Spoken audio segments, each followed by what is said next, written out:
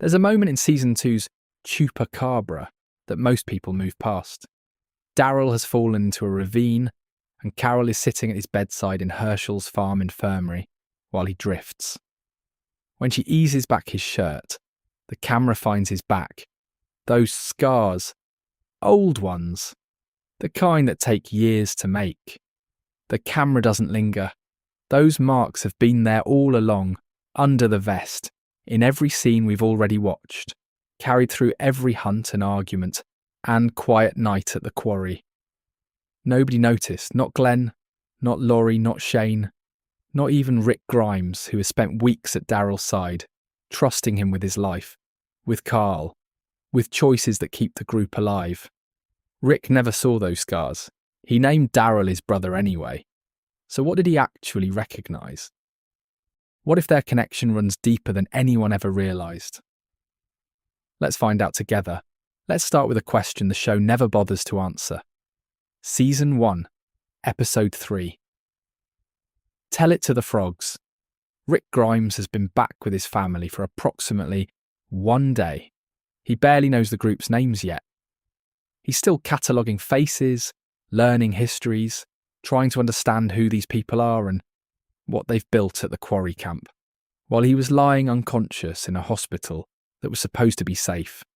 And when the question of Merle Dixon comes up, when people start suggesting they just leave Merle handcuffed to that Atlanta rooftop because the risk of going back outweighs the reward, Rick says no, he goes back.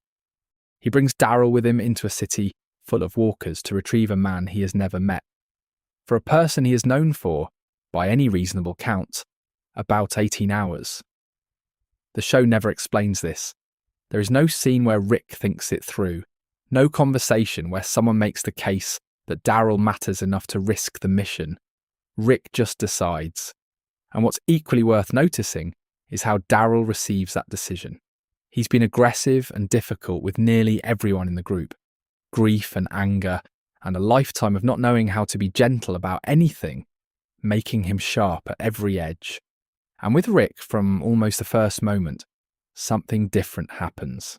He's still Daryl, he's still sharp, but he follows, he listens. He operates alongside Rick with a natural coordination that most people take years to build with someone, if they build it at all. Watch those early episodes carefully. Season 1, the first half of Season 2. And something becomes visible that doesn't quite have an explanation the show ever provides. These two men, who come from entirely different worlds, and different social positions and different understandings of what survival even means, fall into step with each other before they've had enough shared history to account for it. Daryl is a drifter who wandered through life doing whatever his older brother told him, in the margins of other people's stories, invisible and untracked. Rick is a sheriff's deputy from King County who believed in law and order and the structures that hold a community together, who understood himself through his role in the system. They should take much longer to trust each other. They should have more friction, more genuine incomprehension of each other's experience. Instead, there's this quiet, early, unexplained compatibility. Like two people who share a frequency they haven't consciously identified yet. What I find most interesting is that the show doesn't attempt to explain it through dialogue. A lesser series would give us a scene where Rick says something like, "I see something in him," or Daryl has a moment of recognizing Rick's specific quality. This show trusts the feeling and moves forward. It shows us the result. The instinctive defense in Tell It to the Frogs. The coordinated movement through dangerous situations. The way they position themselves relative to each other when the stakes are highest, and leaves the cause as something we absorb rather than something we're told. The scar on Daryl's back is already there in those early episodes. Hidden under the vest but present. A mark nobody is close enough to see yet. And Rick is already operating on some instinct about this man that he couldn't articulate if asked. Something in the way Daryl moves, the way he scans a tree line. the quality that Frank Darabont noticed when he cast Norman Reedus, that specific pain in the eyes that the show built an entire character around. The same quality Andrew Lincoln carried into Rick Grimes from the pilot's opening scene in his hospital bed. Two men built from the same interior material, finding each other in a quarry camp in Georgia at the end of the world. There's a word for what Rick and Daryl have from almost the beginning. The show will eventually use it. Rick will say it plainly in a field in season 4, after a night of violence. But the feeling that word names was already present before any declaration, before any shared loss, before the apocalypse had taken enough from both of them for the bond to be tested and proven. It was there in the way Rick said, "We're going back," without needing to think about it. It was there in the way Daryl got in the truck. The bond doesn't feel built, it feels found. And tonight, that's the quiet mystery we're following. Because the more you pull at it, the more it feels like these two men were connected by something that runs further back than either of them ever knew. What if it wasn't built at all? What if it was already there? To understand the theory at the centre of tonight's exploration, we need to understand what the show actually tells us about Daryl Dixon's past. And more importantly, where it goes quiet. Because this show is more deliberate about what it doesn't tell us than most viewers realise. The confirmed details first. Daryl grew up in rural northern Georgia with his father Will Dixon, an abusive alcoholic who beat both his sons regularly, and his mother, whose name we never learn on screen, who died in a house fire caused by a lit cigarette falling from her hand while she slept. That single detail already tells you a great deal about what that home was. A mother who drank enough to fall asleep with a burning cigarette. A father whose response to her death was to escalate rather than grieve. After she died, the family moved to a trailer, and Will's violence became worse. Merle, the older brother, left as soon as he was able. He explains why in season 3's home during that raw confrontation in the woods outside the prison, where Merle grabs Daryl in a hold that starts as brotherly and tips almost immediately into something more honest. "I was scared I'd kill him if I stayed," Merle says. So he left, and Daryl was alone with Will. The years between Merle's departure and the apocalypse are, deliberately, mostly blank. We know fragments. We know that Daryl was lost in the woods for 9 days as a child, while Merle was in juvenile detention, and Will was somewhere else entirely. The implication being out, unavailable, choosing anything over his younger son. 9 days. Daryl survived on wild berries and found his own way home, and when he got there, nobody had noticed he was gone. That detail lands differently every time you return to it. Not just that he survived, he was always going to survive, that's Daryl, but that his absence went unregistered. He was a child who could vanish from the world for more than a week and not be missed by anyone responsible for him. We know this foundational wound is why he searches for Sophia in season 2 with a desperation that goes beyond the group's mission. He is looking for himself, the child he used to be, lost in the Georgia woods and certain no one was coming. Season 4's Still, a quiet, essential episode written by Angela Kang, strips both Daryl and Beth down to something very real in a moonshine shack that looks, with horrible precision, like the kind of place Will Dixon would have lived. Pink plastic planter. Buckets on the floor, dumpster-picked furniture arranged into the shape of a home without ever becoming one.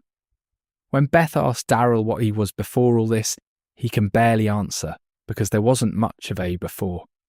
Just drift and absence and Merle's instructions, and a life that was mostly the negative space around other people's lives. He breaks down in that shack.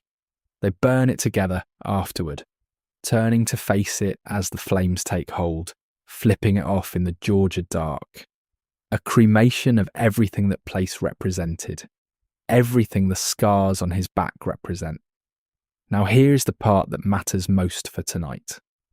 The Daryl Dixon spin-off, set in France during its first season, gave us a new anchor for understanding where Daryl comes from, In the 6th episode, Coming Home, there is a cold open over Normandy beach footage.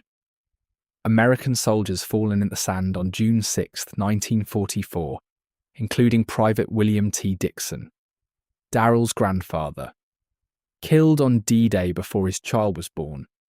His wife was pregnant. She named the baby Will, after the father he would never meet.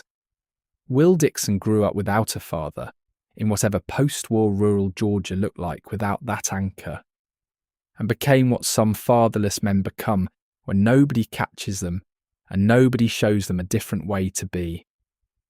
The Dixon curse, the spin-off quietly frames it, is generational. Each man passes his damage to the next, forward and forward, until someone finally puts it down. But here is the gap that matters.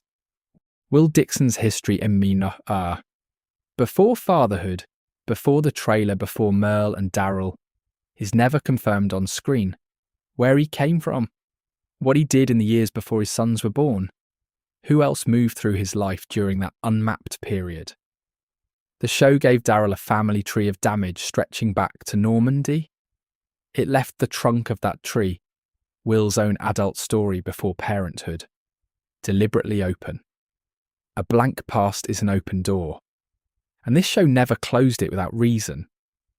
Now let's look at Rick, and let's look specifically at what the franchise has given us about his family, and at what's missing in almost exactly the same places as Daryl's history, which is either a remarkable coincidence or something worth sitting with long after the lights go out. Rick Grimes is from King County, Georgia, where he worked as a deputy sheriff. His father was a farmer who died before the apocalypse. In the entire original run of the show, 9 seasons, 177 episodes, Rick references his father once, briefly. During Dale's funeral in Season 2's Better Angels, he says, "My father was good like that." He means good at finding the right words for a hard moment, and that is almost everything the main series gives us about the man who raised Rick Grimes. One sentence, a compliment offered at a graveside while the group stands in a field and tries to remember what it felt like to mourn properly. And then silence. The Ones Who Live, the 2024 limited series, gave us more. And what it gave us is striking. In the first episode, Years, Rick tells Lieutenant Colonel Okafor a memory from childhood.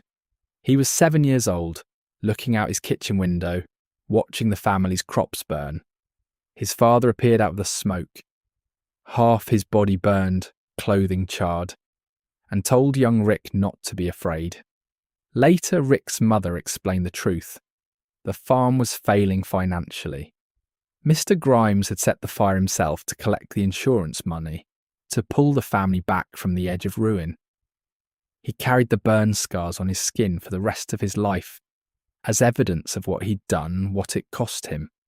Rick's mother said, "What he did wasn't right. The scars and the pain. It just reminded him that he saved us." Hold that image, a father's damage worn on his own body as proof of sacrifice. A man who caused harm in the act of protecting his family and kept the physical evidence visible every day afterward. Now set it directly beside what we know about Will Dixon. 2 fathers, one who directed his damage outward, onto his sons' bodies, into their skin, into a childhood they would spend surviving him. One who directed it inward, burning his own arms in a desperate act of protection, carrying his own marks. Different expressions, same root. Men shaped by loss and desperation, who left physical evidence of that shaping, pointed in different directions.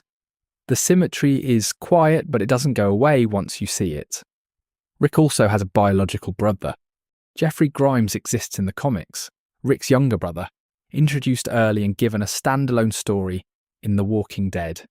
The Alien, written by Brian K. Vaughan, where Jeffrey is stranded in Barcelona when the outbreak begins and dies there from a walker bite.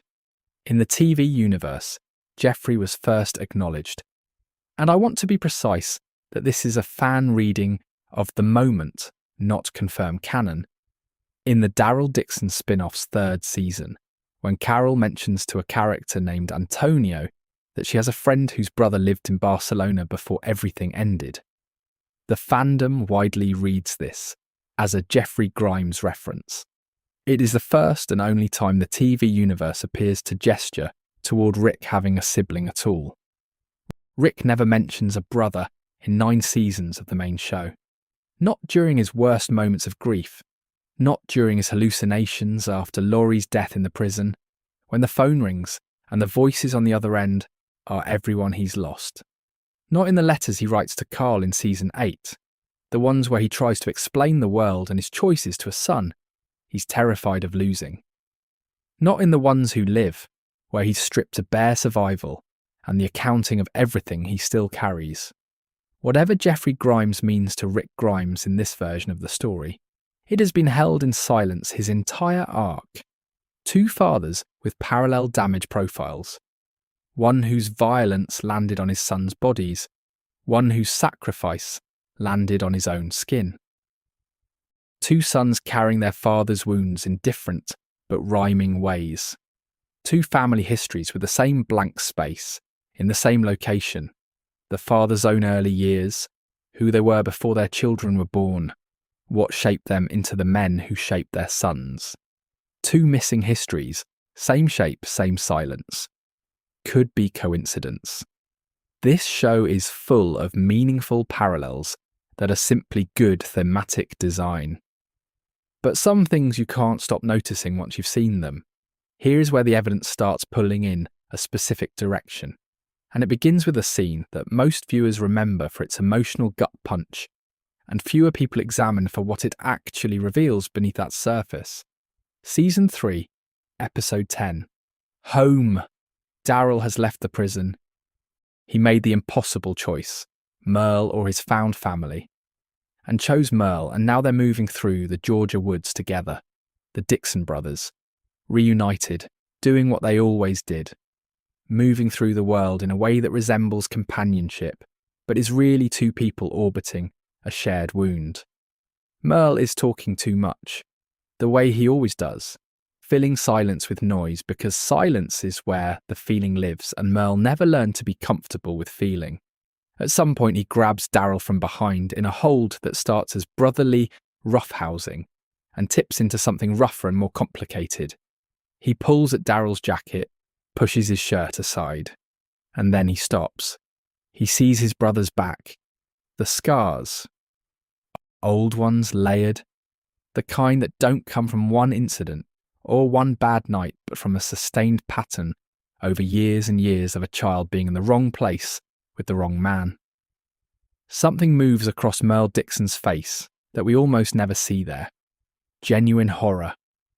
And beneath it, something that looks like guilt. The specific guilt of a person who left someone behind and is now confronting what that departure cost the person left behind. He starts to say something, reaches for words. I didn't know he was... And Daryl cuts him off, flat and final. Yeah, he did.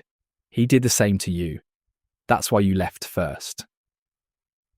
That exchange is doing more work than its surface meaning. Yes, it confirms the abuse in explicit terms.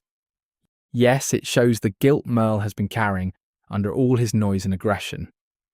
But notice the more specific thing it tells us. Merle didn't know the full extent of what Will Dixon did to Daryl after he left. He was gone before it reached this severity. The worst of Will's violence happened in the blank period, after Merle's departure, in those unmapped years the show never fully accounts for. We know what those years produced.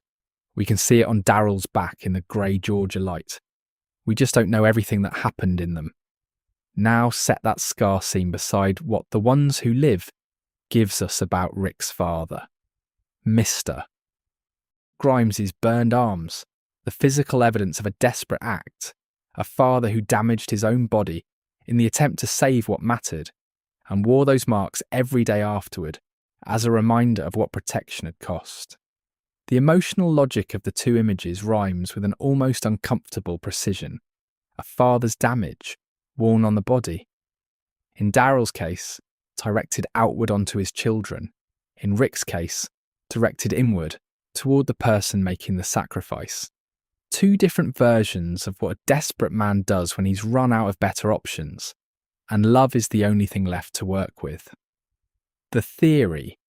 Question the show doesn't raise explicitly, but constructs the conditions for is this. What if these two fathers' histories intersect somewhere in that blank space neither history fills? What if Will Dixon, a drifter, an alcoholic, a man whose own fatherless upbringing left him without any model for how to be present, moved through lives and places the show deliberately never maps? I want to be honest and careful here. This is speculation, clearly labelled as such, with no canon evidence for a literal connection between the fathers. What there is, and what I think is real, and worth sitting with, is that the show constructed these two men's damage to rhyme, to mirror each other across the full franchise, to suggest, through the grammar of parallel storytelling, that Rick and Daryl came from the same emotional country, even if they came from different houses in that country. Three anchors sit in that home scene. Merle's hands on Daryl's shoulders, a brother arriving too late to protect. Daryl's stillness.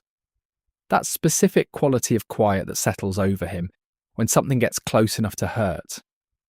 And the scars themselves in the grey light, carrying years of history, the show never fully narrates. The show tells us everything about the wounds. It never tells us exactly where the wound givers came from. And a story this careful about what it leaves out is trusting you to feel the shape of the missing piece. Season 4, Episode 16. A. One of the most brutal hours this show ever produced. Rick biting a man's throat in the dark. Carl in danger. The group reduced to something raw and necessary and frightening even to themselves. And buried inside all of that violence is the three words the franchise has been quietly building toward since episode 3 of its first season. Let's set the scene properly, because the context is everything. The Claimers, Joe's group, the ones Daryl has been travelling with since losing the prison, have caught up to Rick on a road in the dark. Joe has a gun pressed to Rick's temple and is explaining with the deliberate patience of a man who enjoys this what's going to happen. Daryl, who has just found Rick and Carl and Michonne and has been reunited with his people for only minutes, steps forward into the space between the group and the violence bearing down on them. He offers himself. "You want blood, I get it," he says. "Take it from me, man. Let them go." He is willing to die in exchange for these people's survival, and the willingness is not a performance. It's not strategy. It's the deepest possible expression of what someone actually is, compressed into a single offer. Rick doesn't let it end that way. What follows, the throat, the fight, the way Rick's group dismantles Joe's in the dark with a speed and completeness that surprises even the people doing it, is a story about Rick discovering something about himself he'll spend the rest of the season processing. But in the aftermath, when the road is quiet and Carl is safe and the immediate threat is gone, Rick turns to Daryl. And the line comes, "You're my brother." Not, "You've become like a brother to me." Not, "You're as good as family." He says, "You are my brother." Present tense. Declarative statement. As if naming something that already exists rather than creating something new. That distinction between recognizing and proposing is significant if you sit with it. "You're like a brother" is a comparison. It measures one thing against another and finds similarity. "You are my brother" is a designation. It means this is what you are. This is the word for the category you already occupy. The language feels intentional because Rick Grimes doesn't use words carelessly, and this show knows how he talks. Daryl looks away when Rick says it. Slow down on that, because it tells you something. He doesn't argue.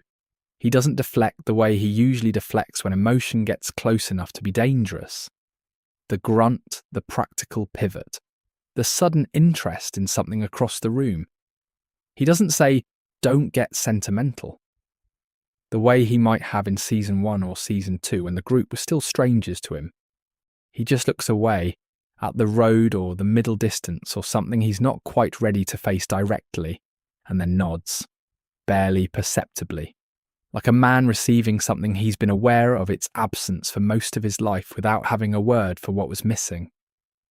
He grew up with Merle, who loved him in the way Merle was capable of loving things, loudly, imperfectly, through obligation and shared survival, and the instinct to protect that comes from having survived the same father. Merle's version of brotherhood never quite found the language. It expressed itself through action and through staying and through the choice, eventually, to die trying to protect what Daryl cared about. But Merle never looked at Daryl and said the word plainly, in open air, as a gift with no conditions attached. Rick does. In a field in Georgia, after the worst night either of them has recently experienced, he puts the name on what they are in language that doesn't hedge or qualify. Here's the connection that sits at the centre of the theory. Rick has a biological brother, Jeffrey, implied in the TV universe through the Daryl Dixon spin-off's Barcelona reference, apparently dead, never named in 9 seasons of Rick's own story. He has a flesh and blood sibling who shared his parents and his childhood. And in the moment of his life when he names a brother, not implies it, not gestures toward it, but looks someone in the eyes and says the actual word. He says it to Daryl Dixon. The chosen brother receives the declaration the blood brother never got on screen. That's not incidental. It's the show making an argument, and the argument is that what Rick and Daryl have is not less than blood. It might be something else entirely, something that was always there waiting for someone to finally put a name to it. If there is a structural spine to this theory, the place where the show's architecture most clearly suggests something deliberate rather than coincidental. It runs through 2 losses in 2 consecutive seasons that mirror each other with a precision that is either remarkable craft or a quiet argument the franchise is making about what these 2 men are to each other. Season 2, Episode 12. Better Angels. Rick kills Shane. The scene takes place in an open field at night.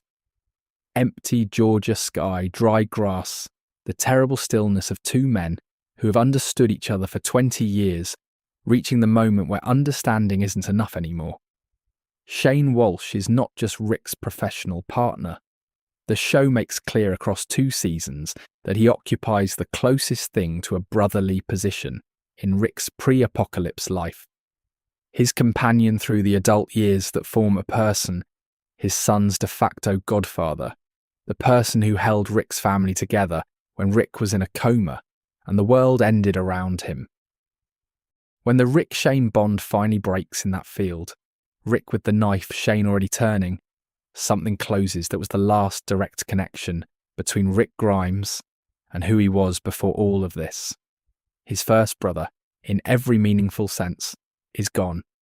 Count forward, Season 3, Episode 15. This Sorrowful Life. Merle Dixon drives a car full of blaring music. All that noise Merle always used to fill the spaces where feeling should go, toward the governor's prearranged meeting point, picking off saviours from the tree line with a rifle until the governor catches him. Merle has released Michonne rather than deliver her. He has refused the instruction, and in the refusal briefly become the best version of himself, the version buried under everything Will Dixon made of him. The governor beats him and shoots him. And later, in the Georgia woods, Daryl Dixon finds his brother reanimated and shambling, and does what the world requires. He does it more times than necessary. That's the thing that breaks you about the scene. The repetition. The fact that he cannot stop. Norman Reedus performs this not as dramatic grief, but as something rawer and more private. The dissolution of a person who has run completely out of ways to hold themselves together. Merle Dixon, who was a lot of terrible things and loved his brother in the loud, obligation-shaped, imperfect way he loved everything, is gone. Shane dies, then Merle dies. 1 season apart. One blood-brother relationship severed, then another. And in each immediate aftermath, the Rick-Daryl bond deepens in ways the show doesn't need to explain through dialogue, because the emotional mathematics are doing the work themselves. After Shane, Rick becomes harder and more closed, and Daryl becomes one of the very few people who moves easily in the space around him. After Merle, Daryl walks back into the prison alone, without ceremony, without saying what it cost, and Rick meets him at the gate. Not with speeches. Just present. Just there. The showrunner pattern here is worth naming, because Glenn Mazzara was running the show through Merle's death. The relay from Shane to Merle was maintained across a creative transition, as if the structural intention was always clear to everyone involved. One brother passes the baton to the next. The grief carved the same shape in both men, the specific negative space that a brother-shaped relationship leaves. And what filled that shape, in both cases, was each other. That doesn't happen by accident in a show this deliberate about its character, architecture. Here is the reflection that keeps returning when I sit with these two losses together. The show didn't just give Rick and Daryl the same kind of bond. It gave them the same sequence of events, in the same order, designed to make each other necessary in the same particular way. 2 men, 2 losses structured as a relay. One bond that intensifies exactly when both blood ties are cut. If that's simply good thematic writing, and it might be, this show has always been sophisticated about parallel construction, then it's the most meaningful parallel the franchise ever built between 2 characters. And if it's something else, something the show constructed because it understood these 2 men as being shaped by the same original material, then the question of why they found each other so immediately in season 1 begins to find its answer. Some things you recognise before you have language for them. Some things feel inherited, even when they were chosen. The grief proves it. The timing proves it. And the bond that survived both losses proves it most of all. Season 9, Episode 4. The Obliged. Let's talk about the pit, because this scene is one of the most structurally revealing in the entire franchise's treatment of Rick and Daryl. And most people discuss it for the fight, rather than for what the fight exposes about what's underneath it. The context matters. We are in the final arc of Rick Grimes' story on the main show, the episodes that lead toward his departure on the bridge. In the 5th episode of Season 9, the war with the Saviours has ended. The communities are trying to build something lasting. Roads, trade routes, the infrastructure of a future. And Daryl, quietly and without telling Rick, has been redirecting the construction crews away from routes that would allow Maggie Rhee to reach Negan. Because Daryl has carried Glenn's death more privately and more completely than almost anyone, and he believes, with a conviction the show never frames as simply right or simply wrong, that Negan should not still be alive. He has made a unilateral decision that cuts against everything Rick is building, and Rick has found out. So they are in a field, these 2 men, and everything that is built between them, the love, the shared history, the specific and genuine disagreement about whether mercy is a principle worth holding in a world like this, comes out the way it comes out between men like them, through their hands. A real fight, no holds pulled, the kind that only happens between people close enough to know exactly where the other person's weight is, exactly where the balance breaks. Neither of them goes for a weapon. Neither of them tries to win cleanly. They fight the way brothers fight when they've run out of other ways to have the argument, and then they fall into a Walker pit. Hidden in the long grass, neither of them noticed it, and suddenly they're in it together with the dead pressing at the edges, and the fight suspended by necessity. The transition is almost darkly comic. Two grown men in a serious argument about the nature of justice ending up, literally, in a hole together. And then the scene shifts into something different. Something more honest than the fight was. Daryl says, "I'd die for you, and I would have died for Carl. You know that." It doesn't come out as a speech. It comes out as a statement of fact. In the quiet, plain way, Daryl communicates the things that matter most, through simple sentences rather than rhetoric, through naming what's true rather than performing it. He is telling Rick something real, not as justification, not as an attempt to be forgiven for the road crew decision. Just, here is what I am, here is what I carry. I would die for you. That's the unchanged bedrock under the argument they were just having about everything above it. Rick reaches down. "Brother, take my hand." The Walking Dead wiki notes something about this moment that the show doesn't underline explicitly, but clearly intends. It mirrors, deliberately, the Season 2 hallucination from Chupacabra. Daryl, semi-conscious and trying to climb the ravine wall with an arrow through his side, imagines Merle standing at the edge above him, and Dream Merle doesn't reach down. He stands there and mocks.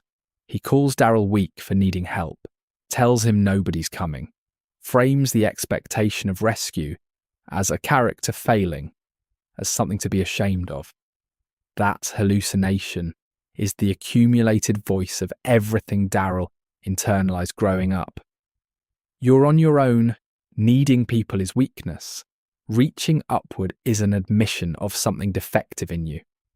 It is Will Dixon's lesson, delivered through Merle's voice in the worst possible moment. And then Rick Grimes stands at the edge of a pit and reaches down with no conditions attached. No mockery. No suggestion that needing a hand is anything except the normal way, that people who care about each other move through the world. He replaces the voice of the hallucination with something Merle was never quite able to give. Unconditional presence. The offer to lift rather than diminish. The word Rick uses is brother. Not partner, not friend, not just his name. He reaches into the pit and uses the word that has become the private name for what they are and says, "Take my hand," which is an act of trust in both directions simultaneously. And Daryl takes it. He always takes it every time Rick reaches. That's been true since Season 1's 3rd episode. The pit just makes the gesture visible and literal, and the word makes it impossible to look away from. The final piece of the evidence comes from a quiet episode that most viewers initially underestimated, and it delivers the most honest thing Daryl Dixon says in the entire 10th season. Season 10, Episode 18. Find Me. This is a flashback episode, structured around the years Daryl spent alone after Rick's apparent death at the bridge in Season 9. The years when the group had to learn to continue, and Daryl couldn't, or wouldn't, make that adjustment. He built a cabin in the woods near where the bridge used to stand. He hunted and tracked and spent months, then years, methodically working every tributary downstream from the explosion site, every stretch of riverbank where a body might have come to rest if it had drifted with the current. He is a master tracker. That's been established across 9 seasons of watching him read the world through broken branches and disturbed soil and footprints in mud. And he applies every skill he has to a search he refuses to close. He met a dog who became his companion. He met a woman named Leah, who found his cabin and slowly became something more complicated than a stranger. A possible future, a reason to stop, a quiet argument that some losses don't have recoverable bodies, and the only thing you can do is eventually accept that. And in the cabin, during one of their early conversations that slowly became something more over months, Leah asks him who he lost, what he's looking for out there on the river, with that specific quality of attention that goes beyond grief into something almost devotional. He's been at it long enough that it's not acute pain anymore. It's a practice, a daily return. Something he does the way some people do the same route every morning, not because they expect to find something different, but because the route itself is the point. Daryl's answer is very short. My brother. It was an accident. Never found the body. I want to sit with the specificity of that for a moment because the word choice is doing something deliberate. Daryl doesn't say my leader or my friend or someone who was like family to me or any of the softer, safer formulations that would create a little distance between the speaker and the thing they're describing. He's not performing for Leah. She has no context for who Rick Grimes is, no reason to be impressed by the word, no cultural or social weight attached to how Daryl uses it. In private, to someone who doesn't know the story, Daryl uses one word: brother. That is the name he carries for Rick when Rick isn't in the room. That is the private, unguarded truth of it. The word he uses in his own interior language for the category Rick occupies. The distinction between a public declaration and a private name matters enormously. When Rick said, "You're my brother," in Season 4's finale, that was a declaration, offered in the presence of Carl and Michonne, positioned as a moment, given as a gift. When Daryl says, "my brother" to Leah in this cabin, it's not a declaration. It's just a word he uses because it's the most accurate one available. It's the natural language of his interior landscape. And the interior landscape is where the real truth lives. Leah eventually challenges him. Where do you belong, Daryl? Out there on the river, looking for your dead brother day after day. She means it as a question about whether he can make a choice for himself, whether he has the capacity to let a loss go and build something new. But what she's describing, without quite intending to, is the shape of a compulsion that runs deeper than ordinary grief. And here is the detail that I think is the most emotionally revealing in the entire theory.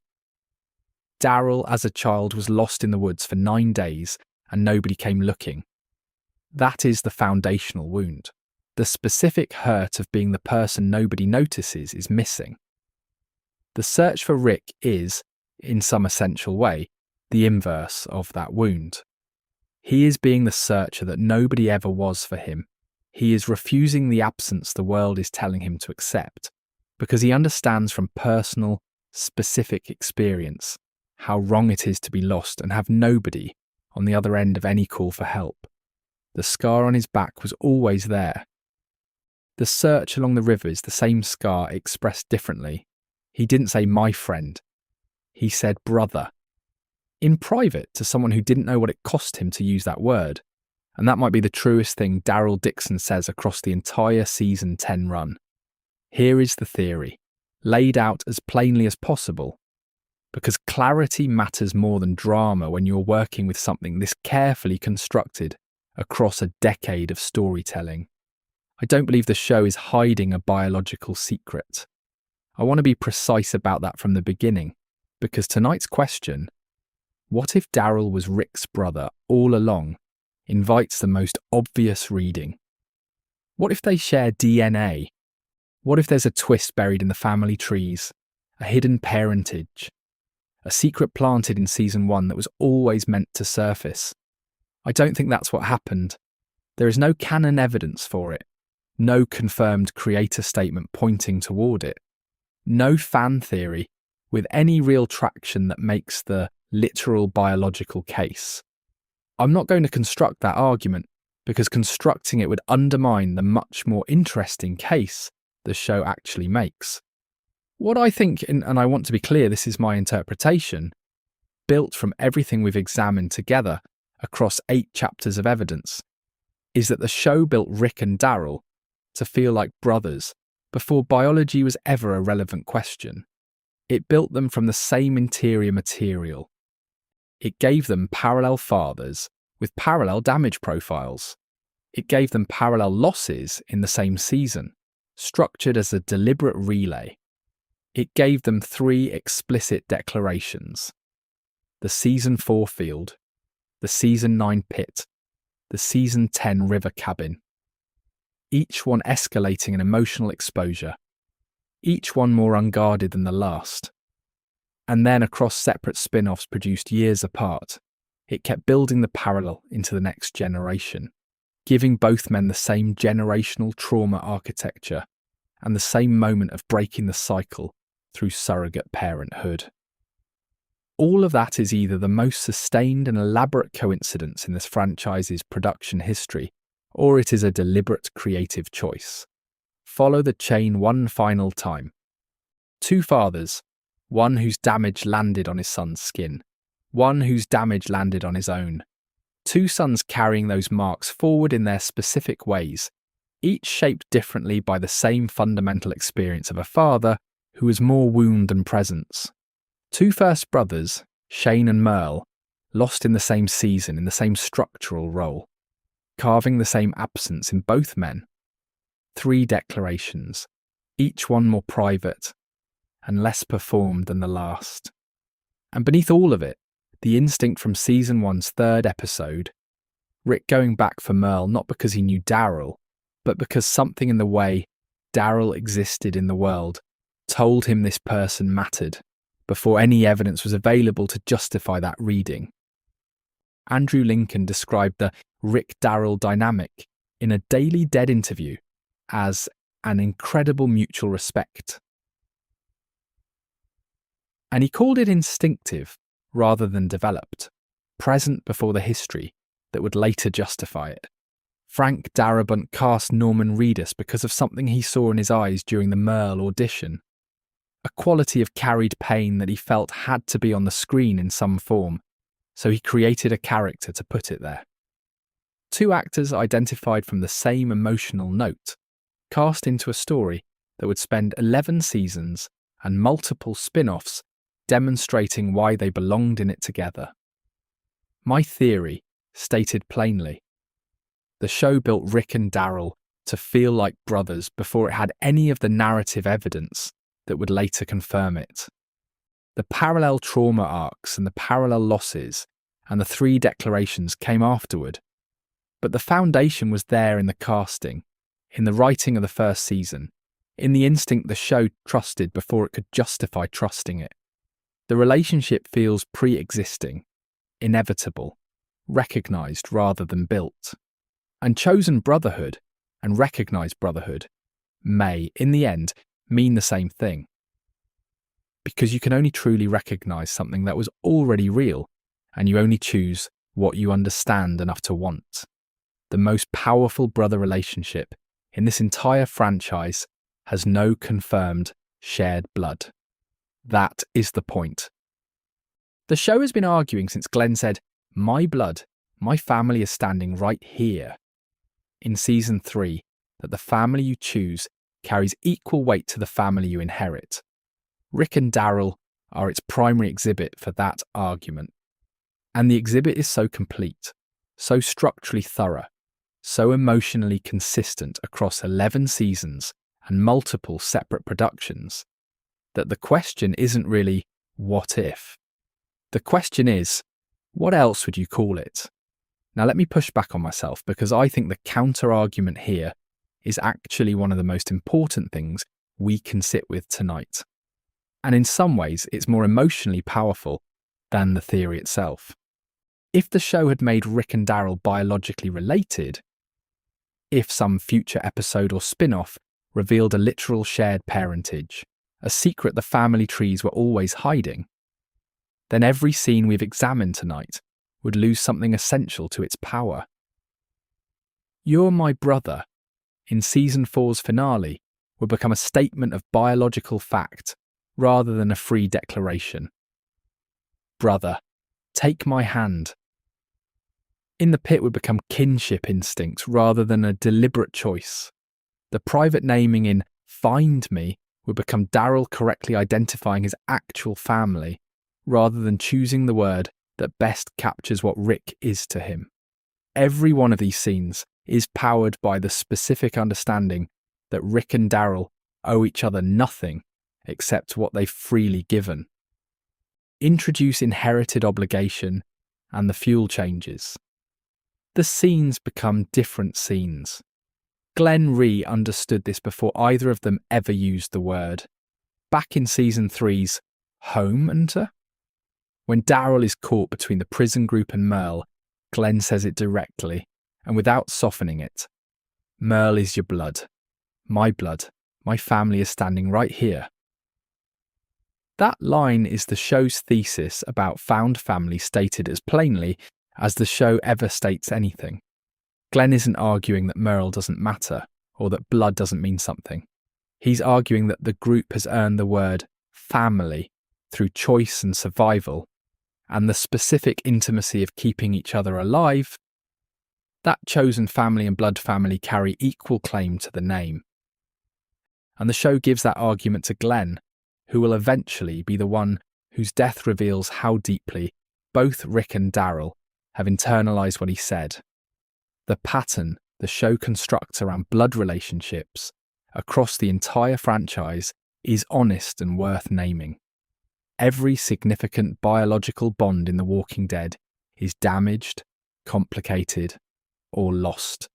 Rick and Shane, not blood but functionally equivalent, a bond of that weight and history, ends in a field with a knife. Merle and Daryl, the only literal brother relationship among the main characters, ends with Daryl weeping in the Georgia woods over a reanimated corpse. The governor and his daughter Penny. That bond is the engine of his madness, the thing that corrupts him most completely and leads most directly to his worst choices. The Monroe family, across 3 generations of Alexandria leadership, ends with Spencer gutted in the street. Laurie and Rick, the original nuclear family, destroyed by the apocalypse and everything it demanded. In this universe, biological connection is not protection from loss. It is not even a guarantee of continuity. The losses the show takes most seriously are almost always the blood ones, because those are the losses that come pre-weighted with everything that was supposed to be permanent. Chosen bonds survive differently. Carol survives. Daryl survives. Maggie survives. Losing Herschel and Beth and Glenn across the run of the show. Rebuilt each time around chosen community rather than inherited family. The people who make it through intact as this world allows, are the ones who chose their families rather than simply receiving them. And then Jeffrey Grimes, Rick's actual biological brother, the one who exists in the comics and was first acknowledged in the TV universe through the Daryl Dixon spin-off's 3rd season, who apparently died in Barcelona, alone, at the beginning of the outbreak, unmentioned throughout 9 seasons of Rick's story. That is Rick's blood. That is the person who shares his parents and his childhood. And Rick never says his name. Not in his lowest moments, not in the hallucinations after Laurie's death, not in anything the show gives us. Jeffrey Grimes, the biological brother, is the silence at the centre of Rick's family story. Daryl is the one Rick names. Daryl is the one he reaches for in the pit. Daryl is the one who searches the river for years saying, "My brother," to people who ask who he lost. The show already answered tonight's question. Its answer is, he is. And that answer means more, not less, for being chosen. The theory the title asks us to explore turns out to be the thing the show was proving across its entire run. We just didn't necessarily expect the proof to arrive this completely. The spin-off carries something that only becomes visible when you hold it directly next to what the ones who live gave us about Rick. And the parallel at that point becomes either the most extraordinary coincidence in this franchise's production history, or evidence of a franchise-level understanding of these 2 characters that runs deeper than any individual season or showrunner. In the Daryl Dixon spin-off's 1st season finale, Coming Home, there is a cold open over Normandy footage. American soldiers dead on a beach, June 6, 1944. Among them Private William T. Dixon, Daryl's grandfather. Killed on D-Day before the child his wife was carrying could be born. She named the baby Will after the father who never came home, and that boy, Will Dixon, growing up fatherless in whatever post-war rural Georgia looked like without an anchor, became the man who beat Merle and Daryl throughout their childhoods and left his younger son alone in the woods for 9 days without noticing the absence. The spin-off makes the generational architecture explicit in a way the main show only implied. Each man inherits the wound of the man before him. William T. Dixon dies in war, leaving a family without a foundation. Will Dixon grows up fatherless and becomes a man who cannot be a father. Merle Dixon absorbs Will's damage and channels it into noise and aggression and survivalism, and eventually, at the very end, a single choice to die protecting the people he cares about. Daryl carries all of it: the violence, the wound of abandonment, the inability to ask for what he needs.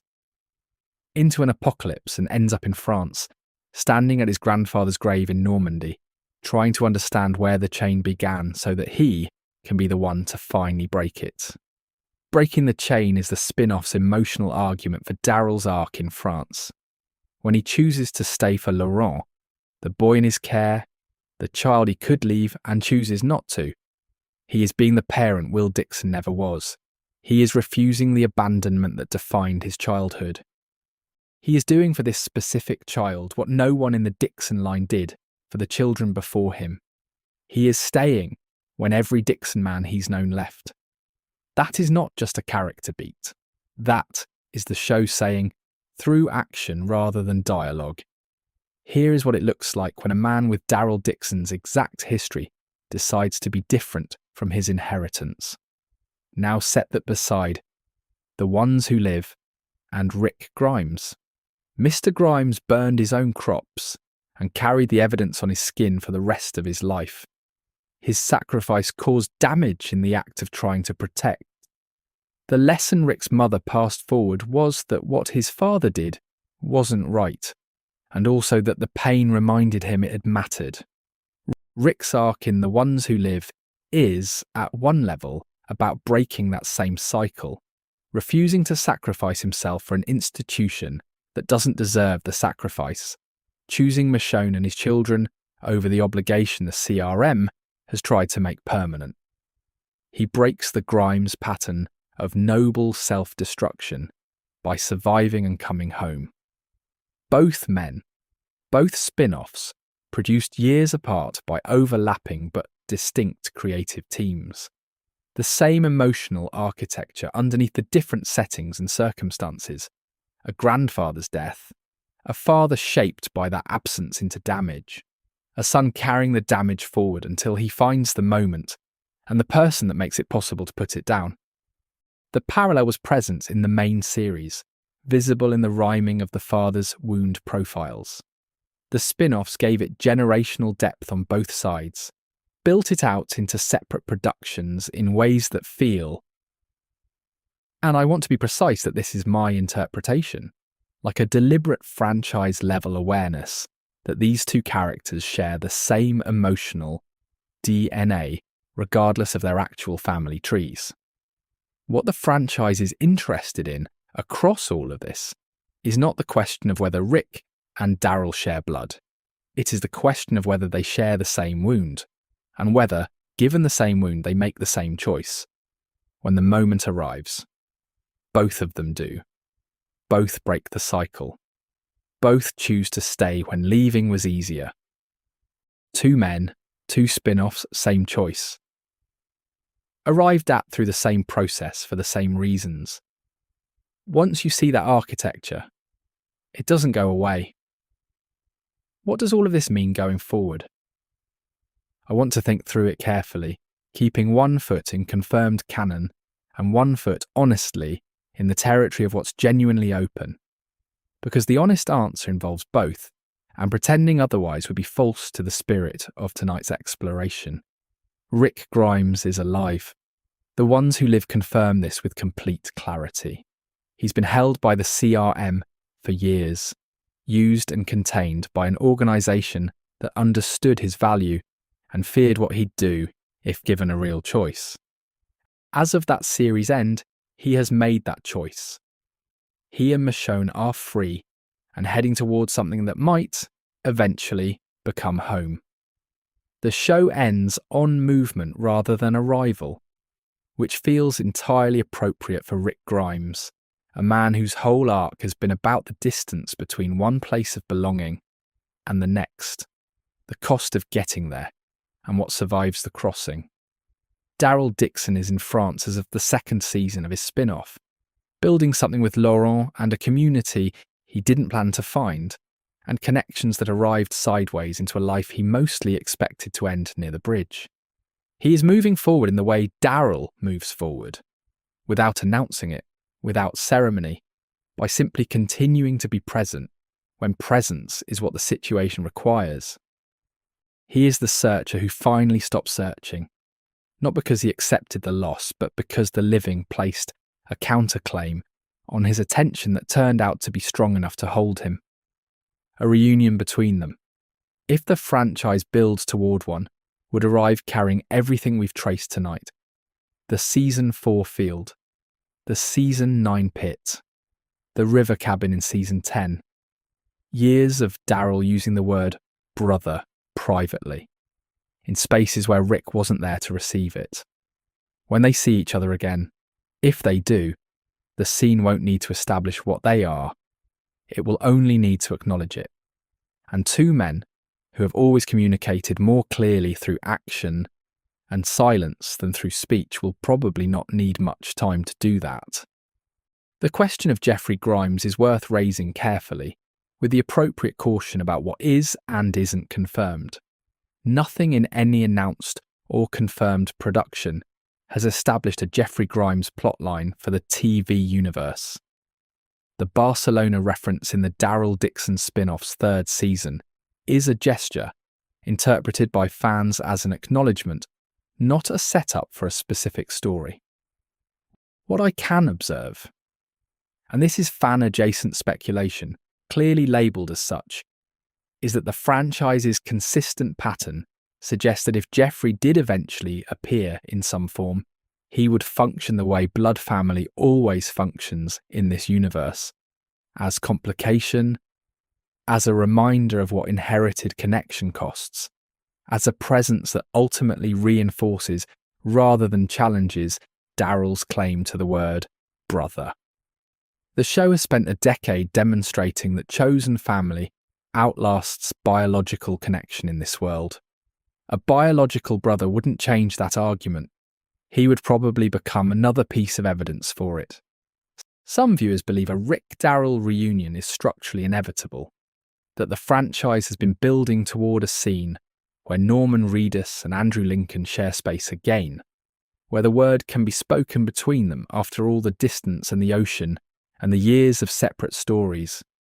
Others hold that the separation is itself the final argument, that chosen family survives even absence, even oceans, even years of being on opposite sides of a world that ended, that the bond is so complete it doesn't require presence to remain operational. Both readings are valid.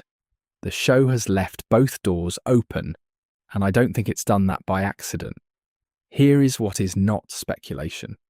The franchise keeps these two men in separate stories on separate continents, and their connection still shapes every scene either of them occupies.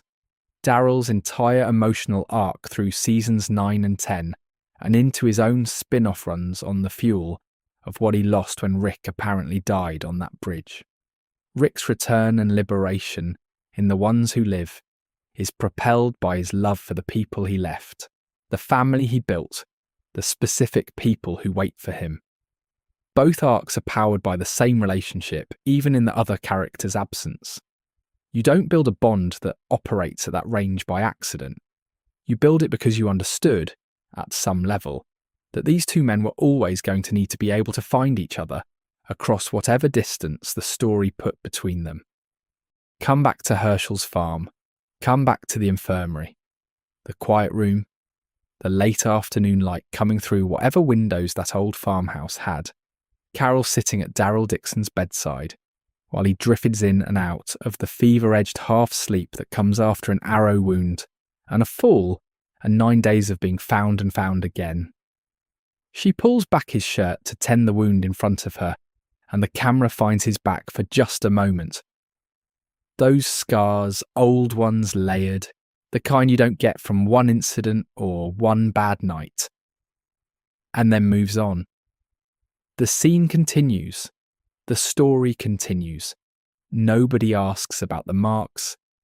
Nobody stops to think about what they represent or where they came from, or what they tell you about the boy who grew up to be this man, moving through the end of the world with a crossbow, and a specific, private way of caring that he never quite learned to show directly.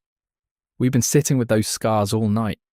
They started as a secret, hidden under the vest, present in every scene, carried through every episode without being seen by anyone the story considered close enough to matter. The scar was there before Rick defended Daryl at the quarry, before the ravine and the hallucination, and the farm and the prison, and the road.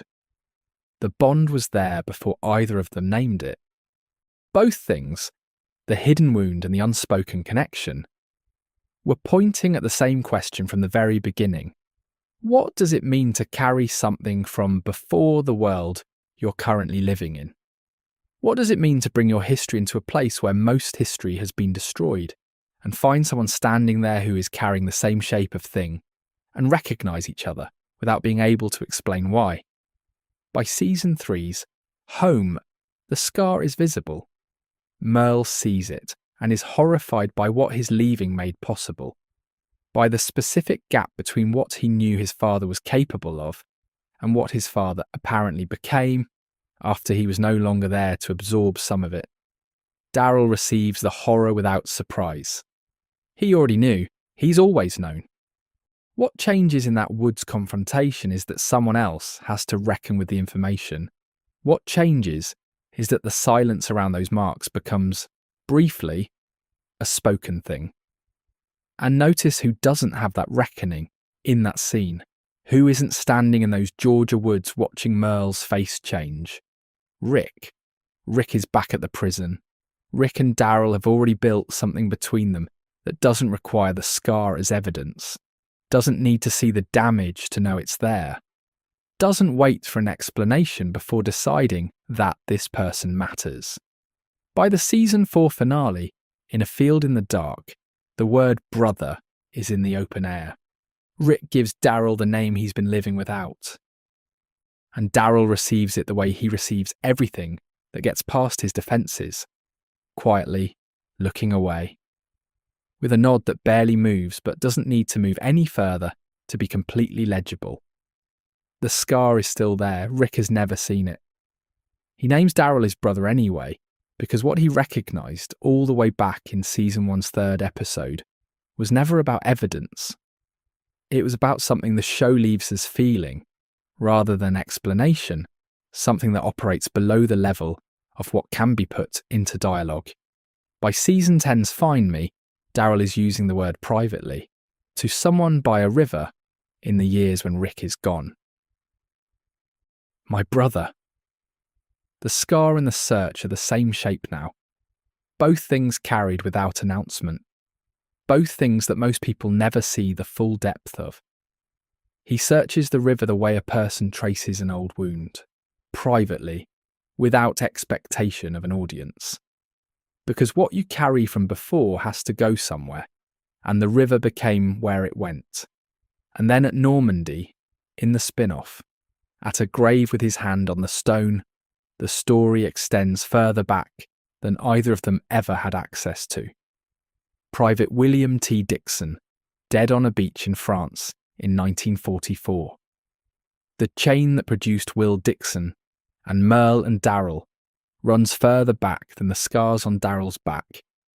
It runs back to a man who didn't come home to his child and a wound that moved forward through generations because no one stopped it. What if the deepest brotherhood isn't built from shared history, but from two people recognising the same wound in each other and choosing to stay anyway? The farm is quiet now. The infirmary is empty. Daryl's back still carries what it always carried. Marks nobody asked about, history nobody fully mapped. the evidence of a man who survived something and kept moving, and eventually found someone who named him without needing to see the proof. The scar was always there,